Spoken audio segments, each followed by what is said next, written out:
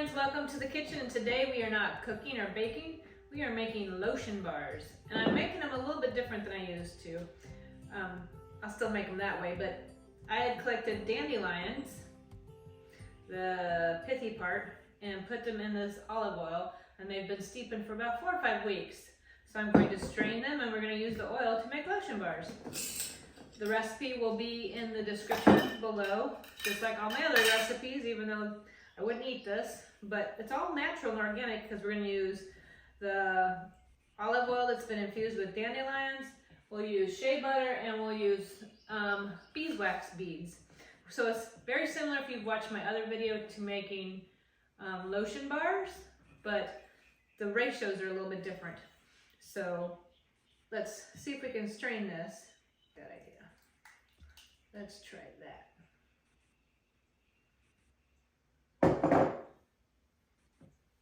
So this is just beeswax cloth. Or not beeswax, I can't think of what it's called now. Cheesecloth, that's the word I'm looking for. I bought it off Amazon. It comes in a pack of like 6 or 10, I don't remember how many. There we go, that worked a lot better.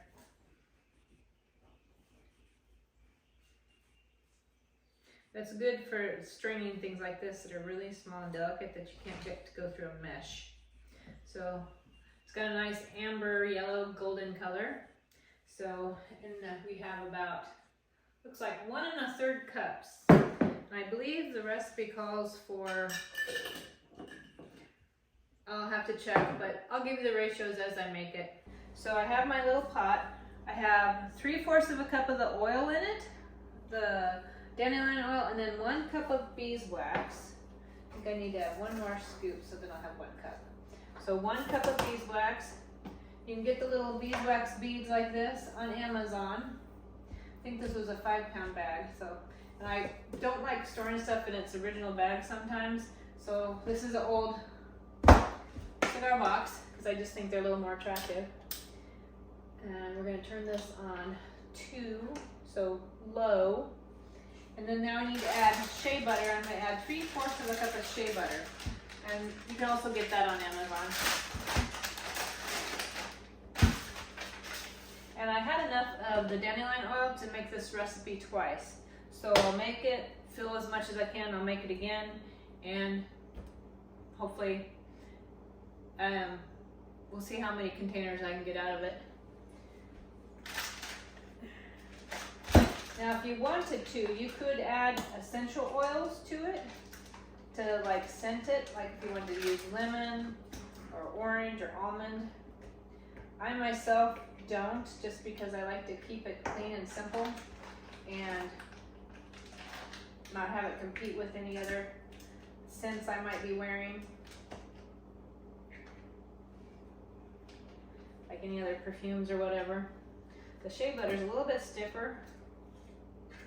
Usually, like I said, I usually use coconut oil, which is usually pretty solid a lot of times, but I wanted to try the dandelion. The dandelion, for as much as it's quote-unquote a weed, it has a lot of medicinal and good properties to it. They're good for our health. I can't tell you what they are off the top of my head, but if you Google it or you go on Pinterest and look up medicinal uses of dandelions, you'll see lots of good things. I've made dandelion jam with it. That was in another video. I make that every year because it tastes amazing. It's very fresh and light, and it does have a slightly floral taste to it, but it's sweet. It's not like, and you can control the sweet, like if you don't want it as sweet or a little bit more sweet, it's up to you. But that video is out there, and you can make some dandelion jam. You just want to make sure it's not been sprayed with any chemicals on the yard. Definitely not use any like weed killers or anything like that. So I try and get ours at the first of the season, when they first start coming to bloom, before we have our yard people come and do a little round of bug spray. I'm going to shape mine in silicone molds, so they'll pop out and just be a little bar. I've known, I've given them to a lot of people and they'll think it's soap, but it's not soap, it's lotion. It's a lotion bar. I put them in like containers with lids, so that way you can travel with it and not have to worry about the bar. Because if it gets warm, like say it's in a warm, you know, you have it sitting in your car in the glove box or something, and it's 100 degrees, it will start to melt. So it's best to have it, if you're going to travel with it, in some kind of container to kind of keep it all together where it's supposed to be. Preferably one with a screw lid, so that way it stays more secure and won't leak. I wanted to show you here what it looks like right now. You can see the little pebbles of the beeswax, and the oil's already oil, and then we have the shea butter. So we're just going to melt it on low and stir it until it's completely smooth. Okay, what I've done now is I've heated up a teapot to pour into my glass measuring cup here. This is what I use strictly for when I make my lotion bars and lip balm. Because what I wanted to do is heat the cup so that when I pour the melted lotion and stuff in there, it won't already start setting up in the cup. Because the cup is cooler or cold or room temperature, where this is warmer, and then it would stick to the cup, and I want it to still stay fluid so I can pour it. So I'll let this get a little bit hot, and then we'll be able to pour. All right, so I poured it into here. I poured water out, then I let the hot water heat the cup, then I wiped it out, and now I have the wet lotion. I'm going to put some in containers like this. You might recognize that as a mint tin, but it can be used for a lotion bar, and then it can be travel ready. Whoops, didn't do a very good job. This is an old makeup container that's been washed clean, and this is one I've already used for a lotion bar, and I'm just going to reuse it. So now we can put the rest in here. And it looks like we'll need some more. Good thing I can make another batch. So we should be able to fill the rest of this. We may not even use this. So, and what's interesting to me now, getting it off the stove and putting it into here, how much I can really smell the dandelion floral earthy scent. So it's pretty cool.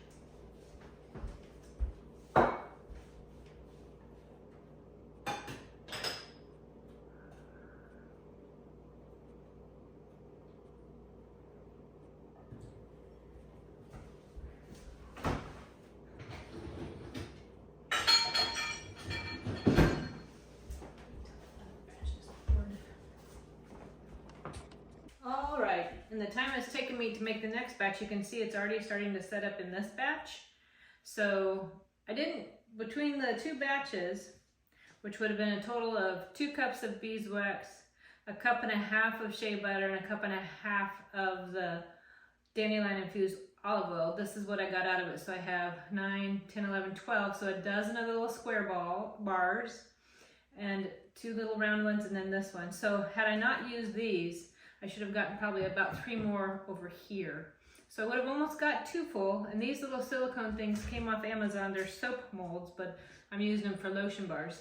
And I did take the time to look up, just to let you know, some of the benefits of dandelions. So here's 7 health benefits.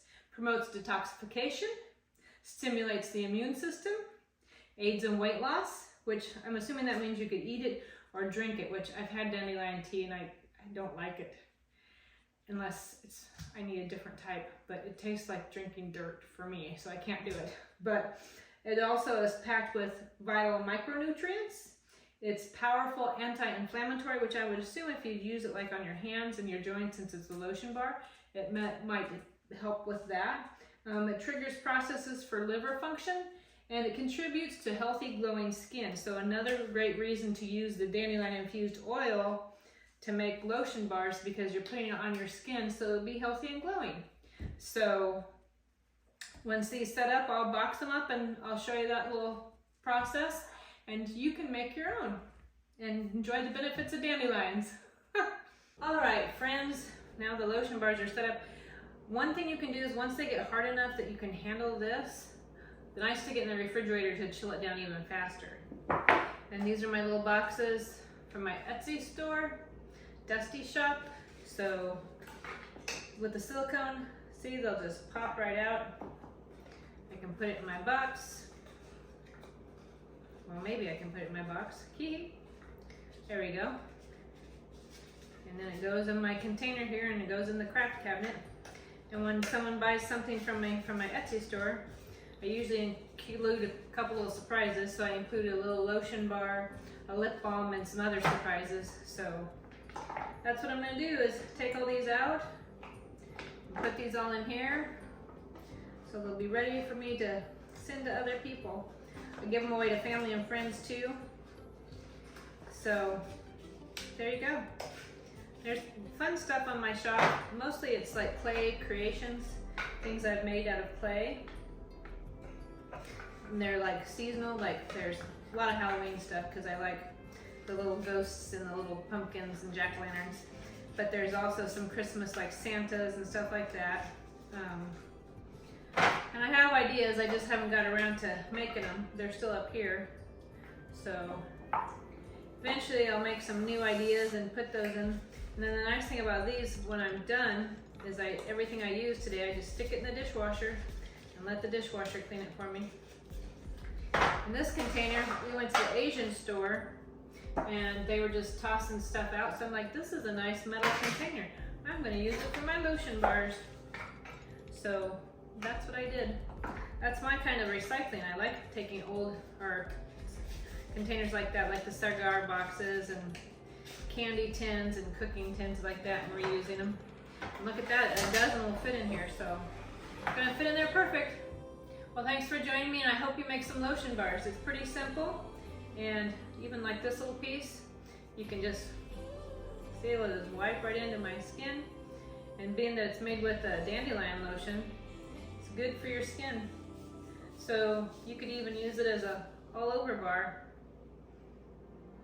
I'm so impressed with them. I think honestly, because I've made them with the coconut before, and making them with this, I think this stuff is even better than the coconut as far as using the dandelion infused oil, because I just think, I don't know, it feels better and it has a nice little floral scent. So yeah, give it a shot. Let me know what you think. Well, hello friends. Today we're gonna do some baking. We're going to be making, let me check. This is an old recipe of mine that was actually published in a magazine. So my friend Marnie sent it to me and I'd forgotten all that. It's called Mocha brownies, and they're cookies, but I'm gonna make them into bars today because I don't feel like being in the kitchen doing all those cookies. So we're gonna be making that today, and I need an apron. Let's see, we want something springy. Something that should match. This will work. It's green. Never sour, always sweet. Bought this with my daughter at a home goods store because I love lemons and I love aprons. She was like, well, how about this? And I'm like, yeah, sounds good. So let's go bake. No. Really? You think you need outside? I had it open. You didn't go outside. You're so rotten. You can't go in and out. You only get to do it while I'm cooking. All right, ready to make some mocha brownie bars instead of cookies. So I'm starting with a ½ cup of melted butter. You can just be softened, but mine just came out of the refrigerator and I didn't feel like waiting for it to soften, so I'm cheating with the microwave. Let's see, then it's going to call for a ¼ cup of sour cream, or I'm using applesauce, unsweetened applesauce, because I just don't feel like dealing with sour cream. We actually have some, I just don't really care. So I'm going to use a ¼ cup of applesauce. I'm going to save the rest for the dog because she'll love it. So that's her Musmika bean. Let's see. What did I step on things? Then we need a cup of sugar. And I always keep my 4th cup measure in here, so I'll need 4 scoops.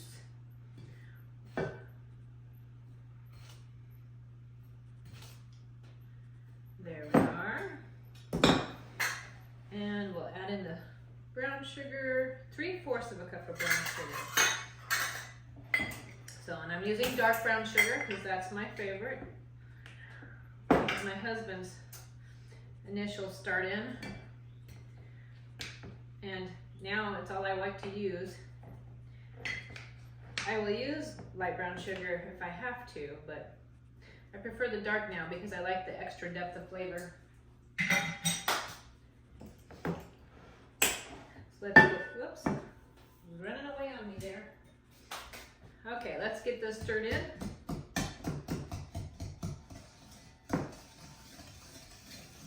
I'm using my Danish whisk. It's a dough whisk, which I'm assuming that means bread dough, but I think it works excellent on any kind of, well, besides bread dough, but I wouldn't necessarily use it on a cake mix because that batter is so thin, but on a thicker batter, like a quick bread, a muffin, in this case, a bar, a cookie, even a brownie, it works very well because it's rounded, so it gets around in the edge of the bowl and really blends it well. See that? Without a lot of effort.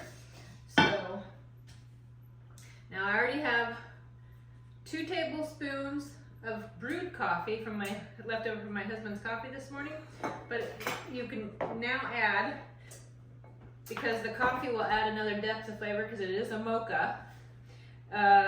If you're not a coffee person, you could leave it out and just maybe add a couple tablespoons of water or milk. But coffee honestly enhances the flavor of chocolate and really brings it forward. So to the 2 tablespoons of brewed coffee, add a tablespoon of instant coffee. And I don't have instant coffee, instead I have Turkish coffee, which is what I'm going to use because it's very finely ground. So this will really bring out the depth of flavor of the coffee in the cookie. Stir that in a little bit.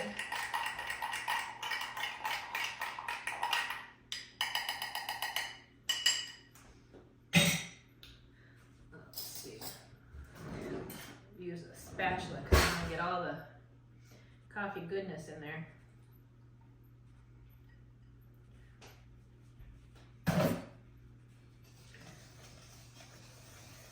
So we'll get that stirred in.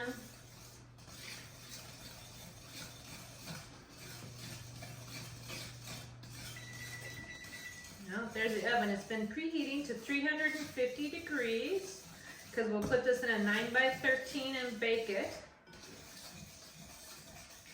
Okay, now at this point, the heat of the butter being mixed with the other cooler ingredients should have cooled it down enough I can add eggs. And I will add 2 large eggs. I'm actually going to keep the shell because my husband and I are planting an above ground garden this year. We're going to plant some tomatoes, peppers, potatoes. We're probably a little bit behind for North Carolina, but it is what it is. But we're saving all of our eggshells and coffee grounds to put into the garden because we've been finding out from like organic people how great that is for your produce, for your plants and your garden and stuff. So these are going to get saved. So now let's mix in the eggs here.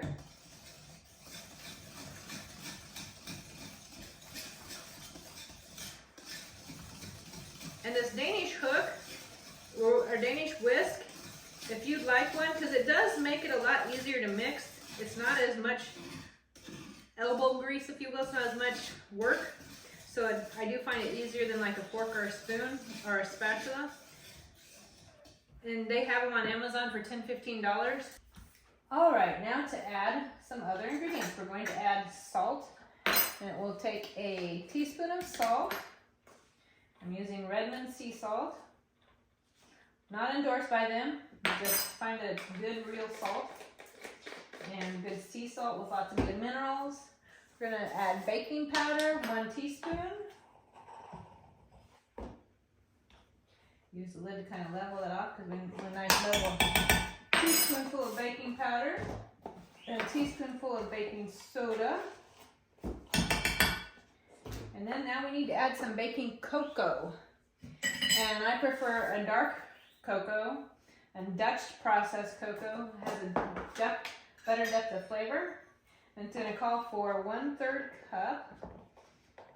And if it's a little over, I'm okay with that. This means more chocolate.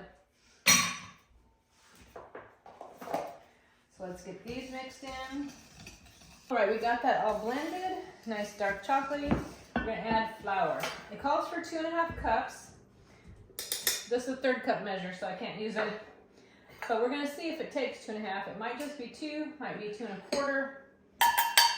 So we'll start with the 2 cups first, and we'll go from there.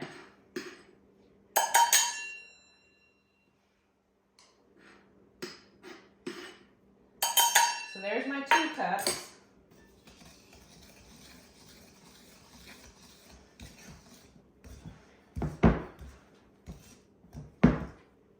Well, it looks like we're going to need the other 1/2 cup. So, there we go. Also looks like I'm going to be filling my flour soon.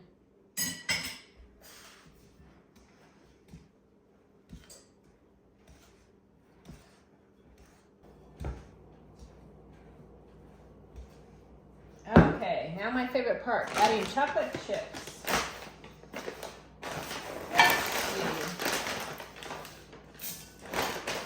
I'm using dark chocolate, as always. And the recipe will be down in the description as far as the ingredients you need. Let's see, 2 cups, is that enough? Let's stir it in and see. When it comes to chocolate chips, I always measure with my heart, and my heart always wants more chocolate chips.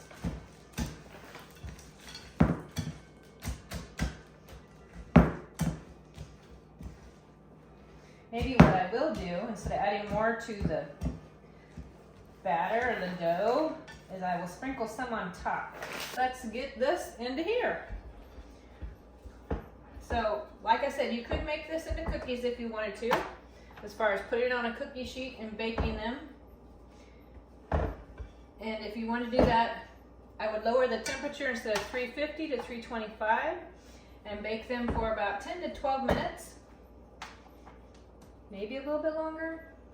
It's been a while since I made them as far as a cookie goes, but since I'm doing it as a bar, it's going to be a little bit different. They'll probably be more like a brownie than a bar, but that's a-okay. So we're going to spread this in the 9x13, and then I'm going to put some more chocolate chips on top. Because I did think about making a frosting, but I think if we do more chocolate chips, it'll be just fine.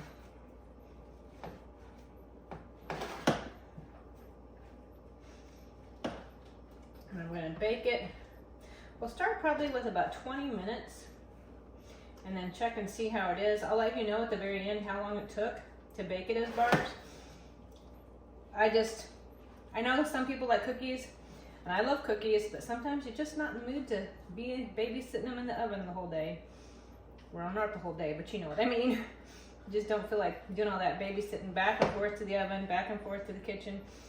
You have other things you'd rather do. Which, let's face it, if they're a bar, in the oven, and you only have to check them once when you come and see how they're doing and rotate them, and then you pull them out and they're done and you let them cool and then you eat them. So,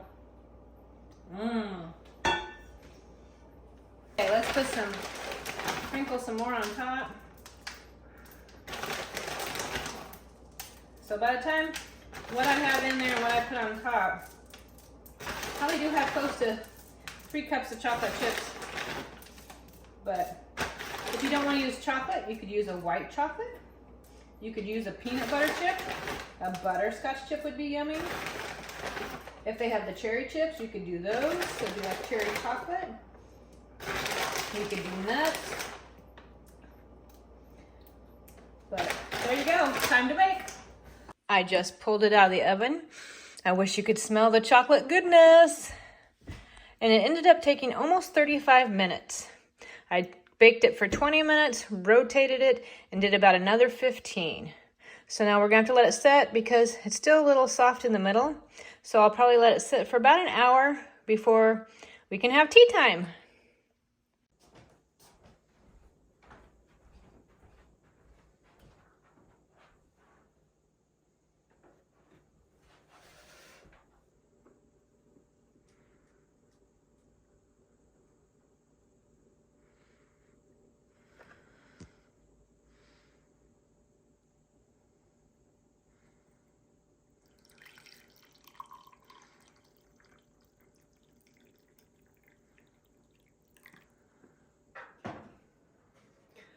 friends, welcome to tea time. Time to try our Mocha brownie bars. Drinking out of my Laura Ingalls mug today. Well, it's the Ingalls family. You have Pa, Ma holding baby Grace, Mary with her arms around Carrie, and Laura next to her father, Half Pint, and there's Jack the dog at the very base. Although, I don't know if that's, in her book it wasn't, Jack was a bulldog, so that dog might have a different name in this Little House series. I bought the same mug from my best friend Marnie. We like to copy and share things, and you can copy us and share too, because that's on Amazon if you like the mug and you're a big fan of Little House on the Prairie. I know we are. I love that movie, that show, the series, and the books.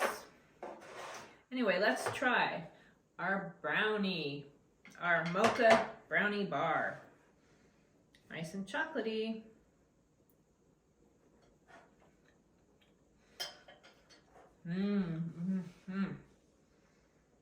Wow. Okay. I know I put a lot of chocolate chips in there, but it's so chocolatey. And the mocha flavors, that coffee is nice and strong. So if you're a coffee and a coffee chocolate person, these are perfect for you. They're nice and fudgy, they're dense, they're chewy. I will say I did heat mine up for 15 seconds in the microwave because I wanted to have that just pulled from the oven warmth, and it does not disappoint. It goes great with my cacao. Crio brew, C-R-I-O. I'll put the link in the description for the Crio brew. All right, I'm not sponsoring. They've never given me any, although I would love to have some free Crio brew. But it's just made with cacao beans instead of coffee. So it's great in all these things that chocolate brings to you. The magnesium, the niacin, and different other things that chocolate does for you. But no caffeine. So if something like caffeine affects you, which it affects me, and there's elements in coffee that upset my digestion, this never bothers me. This stuff is wonderful. My husband found it and sent it to me. So it's wonderful. So is this.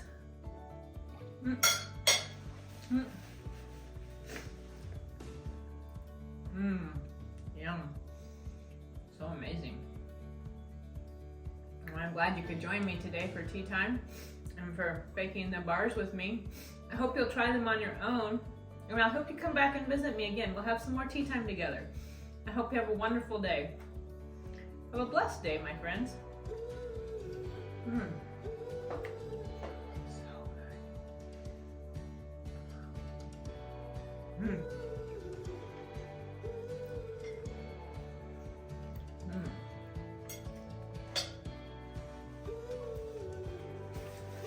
So chocolatey. They get everywhere. It does make a nice size on the pan for if you want everyday treats.